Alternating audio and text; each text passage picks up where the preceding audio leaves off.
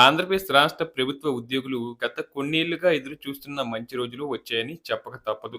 2018 నుంచి 2025 వరకు చెల్లించాల్సిన బకాయిలకు సంబంధించి ఎట్టకేలకు బిల్లులకు మోక్షం లభించనున్నట్లు తెలుస్తుంది.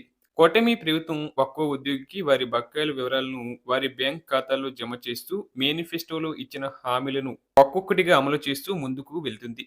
క్రిస్మస్ పండుగకు ముందే ఉద్యోగుల ఖాతాల్లో కొన్ని కీలక బిల్లులు మొత్తం క్రెడిట్ అవుతుండటం శుభవార్త. ఇక రాష్ట్ర సచివాలయంలోని సిపిఎస్ ఉద్యోగులకు సంబంధించి 60 నెలల డిఏ బకాయిలను కూటమి ప్రభుత్వం చెల్లించింది. వైకాపా హయాంలో డిఏ బకాయిలు ఇవ్వకుండా ఇచ్చినట్లు చూపించి జీతాల నుంచి అదనపు పన్ను మినహాయించారు.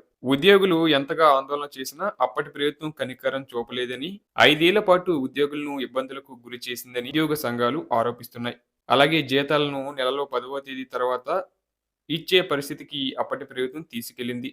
కంట్రిబ్యూటరీ పెన్షన్ పథకం సిపిఎస్ ఉద్యోగుల ప్రాన్ ఖాతాకు ప్రతి నెల చెల్లించాల్సిన ప్రభుత్వ వాటాను 10 నెలలకు ఒకసారి మాత్రమే ఇచ్చేవారు. ఇక కూటమి ప్రభుత్వం అధికారంలోకి వచ్చిన తర్వాత సిపిఎస్ వాటాను ప్రతి నెల జీతంతో పాటే చెల్లిస్తుంది. ఉద్యోగులకు 1వ తేదీని జీతాలు ఇస్తుంది. అలాగే సిఎఫ్ఎంఎస్ లో 4 ఏళ్లకు పైగా నిలిచిపోయిన 760 మంది రాష్ట్ర సచివాలయ సిపిఎస్ ఉద్యోగులకు సంబంధించిన బిల్లులకు సుమారు 4 కోట్ల రూపాయలను చెల్లించింది. ఇందుకు రాష్ట్ర సచివాలయ సిపిఎస్ ఉద్యోగుల సంఘం మరియు సిపిఎస్ ఎంప్లాయీస్ అసోసియేషన్ ప్రతినిధులు ప్రభుత్వానికి కృతజ్ఞతలు తెలిపారు. ఇతర సిపిఎస్ ఉద్యోగులకు కూడా బకాయిలు చెల్లించాలని వారు కోరారు. అలాగే గత ప్రభుత్వంలో న్యాయపరమైన జోక్యం తర్వాత కొన్ని సిపిఎస్ ఉద్యోగులకు బకాయిలు చెల్లించినప్పటికీ చాలా మంది ఉద్యోగులు హైకోర్టును ఆశ్రయించాల్సిన పరిస్థితి వచ్చింది. సచివాలయ ఉద్యోగులు 2024 మే 10న హైకోర్టును ఆశ్రయించారు. ప్రభుత్వమే చొరవ తీసుకొని ఉద్యోగుల పెండింగ్ లో ఉన్న సమస్యలన్నిటినీ క్లియర్ చేయాల్సింది పోయి ఉద్యోగులను కోర్టుల చుట్టూ తిప్పడం గత ప్రభుత్వ తీరుపై విమర్శలు వెల్లువెత్తాయి. అలాగే జూలై 2018 డిఏ ఈ డిఏను 2021 జనవరి నుంచి జీతంలో కలిపి వైకాపా ప్రభుత్వం చెల్లించింది.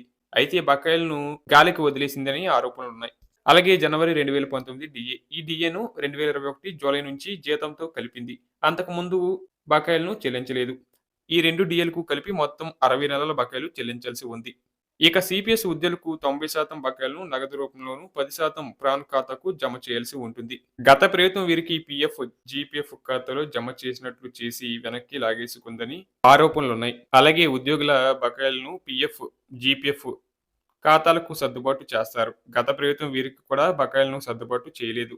ఇక డిఏ బకాయిలు మరియు పిఎస్సి బకాయిలు కలిపి ఉద్యోగులకు 25,000 కోట్లకు పైగా వైకాపా ప్రభుత్వం బాకీ పడింది.